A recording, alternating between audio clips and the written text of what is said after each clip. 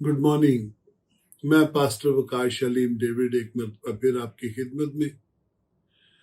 आज हमारा जो मौजू है वो फिर से मैनोशी ही है, क्योंकि जो पिछली वीडियो थी उसमें कुछ बात मुकम्मल नहीं हो पाई थी।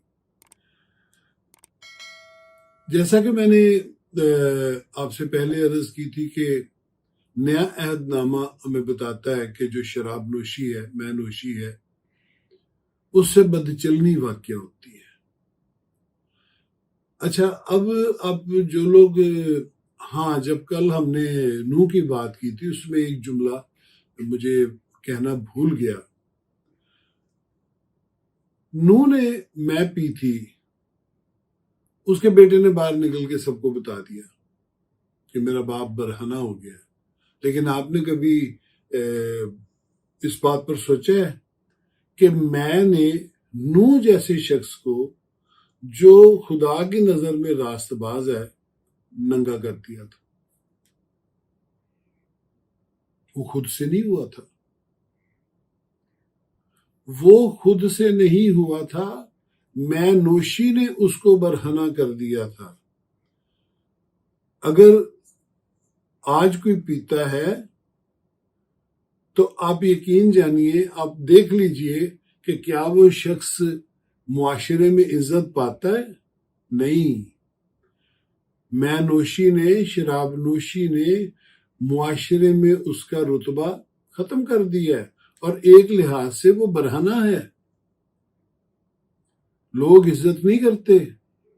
लोग अपने बच्चों से कहते हैं उनको नहीं मिलना, वो लोग शराबी हैं। और इसी तरह आप लूत को देख ले। क्या कोई बाप अपनी बेटियों के सामने बरहना होता है? क्या बेटियां बाप को बरहना देखना चाहती हैं? नहीं देखना चाहती। लेकिन लूत की बेटियों ने उसको मैं पिलाई, और लिखा फिर उसको पता ही नहीं लगा।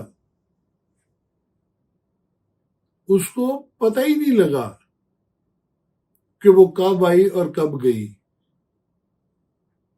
नशे ने उसका ये हाल कर दिया, और ना सिर्फ एक दफा बल्कि 2 दफा।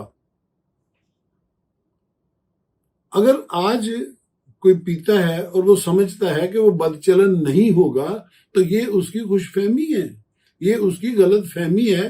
क्योंकि जिस टाइम वो बरहना होगा उसको तो पता ही नहीं लगना। जिस वक्त गैर इखलाकी हरकत उससे होनी है उसको तो पता ही नहीं लगना। क्या नूह को पता लगा कि वो बरहना हो रहा है? नहीं पता लगा। कलाम में लिखा जब होश में आया तो उसको पता लगा। और लूत का भी यही हाल। और फिर हमारे में जो एक बड़ी कबाहत है वो क्या है कि हम क्रिसमस से एक दिन पहले 24 की रात को हम क्रिसमस सेलिब्रेट कर रहे हैं, और वो भी शराब पी के। कितने शर्म की बात है। हम 24 को पीते हैं, 25 को पीते हैं, 31 की रात को नए साल की सेलिब्रेशन, ईस्टर की सेलिब्रेशन। बच्चा पैदा हो जाए तो उसके उसके शादी पे कहीं जाना हो तो सब अपना अपना हिस्सा लेके जाते हैं, शराब कट्ठे पीते हैं।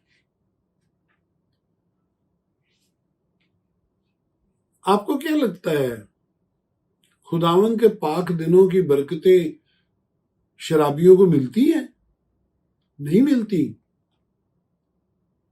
उनको तो उतना भी नहीं मिलता जितना के गैर कौमों को मिलता है।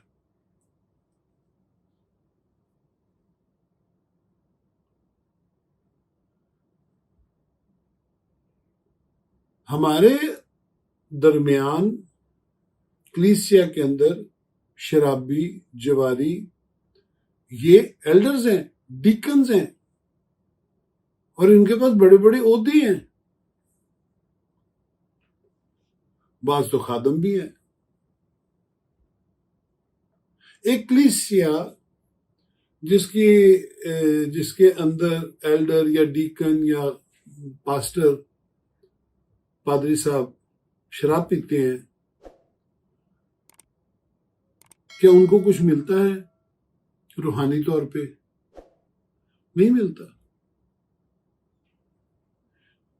कितने ही हैं जिनके औरतों से मुरासम है, इस पर तो हम फिर कभी बात करेंगे, लेकिन मैं जिक्र सिर्फ इसलिए कर रहा हूं कि कलीसिया को भी पता है, कलीसिया को भी पता है कि उनके जो पुलपट के उहदेदार हैं उनमें ये खराबियां हैं, तो भी उनके पीछे आमीन बोलते हैं।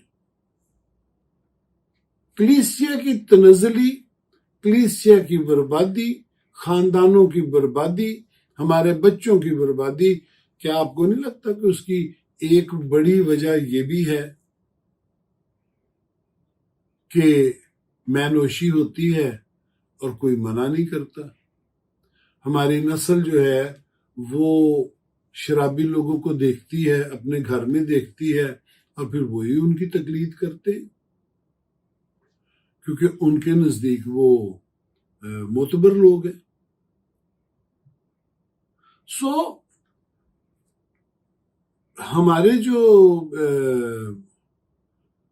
हमारे जो खानदान है, तरक्की क्यों नहीं हो रही? कोई हेरोइन पीता है, कोई चरस पीता है, कोई अफ्यून खाता है, कोई शराब पीता है, कुछ ये होता है, कुछ वो होता है, आमदनी इन्हीं नशों में चली जाती है, और फिर नशे की हालत में तशद्दुद है, नशे की हालत में गाली गलोच है। क्या खुदावंद वहां होता है? क्या खुदावंद किसी ऐसे घर में हो सकता है? नहीं हो सकता। अगर आप करंथियों का पहला खत देखें तो उसमें क्या लिखा है? पौलुस रसूल लिखता है, पहला करंथियों उसका 5 बाब और उसकी 11वीं आयत, लेकिन मैंने तुमको दर हकीकत ये लिखा था कि अगर कोई भाई कहलाकर हरामकार या लालची या बुत परस्त या गाली देने वाला या शराबी या जालिम हो तो उससे सोबत न रखो, बल्कि ऐसे के साथ खाना तक न खाना। यह हुक्म है। जो शख्स ये काम करता है, कलीसिया को हुक्म है कि वो उसके साथ न मेलजोल रखे, न खाना खाए। और हमारी जिंदगियों में ये शख्स बड़े मोतबर होते हैं, हमारे घरों में बैठकर वो पीते हैं, बच्चे देखते हैं, बच्चे उनका नमूना पकड़ते हैं। मेरे अजीजों, मुझे तो यही लगता है कि हमारी कलीसिया की बहुत सारी बर्बादी इन्हीं बातों से हो रही है। आप अपनी फिक्र करें, उन लोगों से मेलजोल बंद करें जो शराब नोशी करते हैं, उनके साथ खाना मत खाएं। आपकी तनफर का इजहार होना चाहिए। खुदावन ने कहा था, मैं तलवार चलाने आया हूं, वो वाली तलवार नहीं जो लड़ाई में इस्तेमाल होती है, बल्कि कलाम की तलवार जो जुदा जुदा कर देती है। हम इस पर कभी किसी दिन करेंगे बात कि मैं तलवार चलाने आया हूं, खुदावन ने कहा था। लेकिन आप अपने खानदानों की फिक्र कीजिए।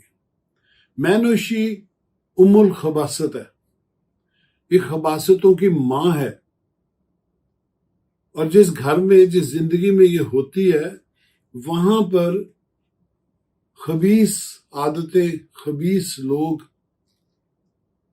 और खबीस बदरूएं वहां पर अड्डा बनाती हैं, और फिर हालत खराब हो जाती है, जैसे कि हम देखते हैं। मेरी आप सबसे दरखास्त है, शऊर हासिल कीजिए, वक्त का, सर्द गर्म का, अच्छे बुरे का, खुदावंद के हुक्मों का और अपनी मर्जी का शऊर हासिल कीजिए। अपनी मर्जी मत करें, जो खुदावंद ने कहा है वो करें। इन आदतों से बाज आए, सेहतमंद आदतें अपनाएं, ताकि आप जीते रहें अपने खानदानों में, अपने बच्चों में, अपनी कौम में, अपने मोहल्ले में, अपने अजीजों में, दोस्तों में। खुदावंद आप सबको बरकत बख्शे। जीते रहे।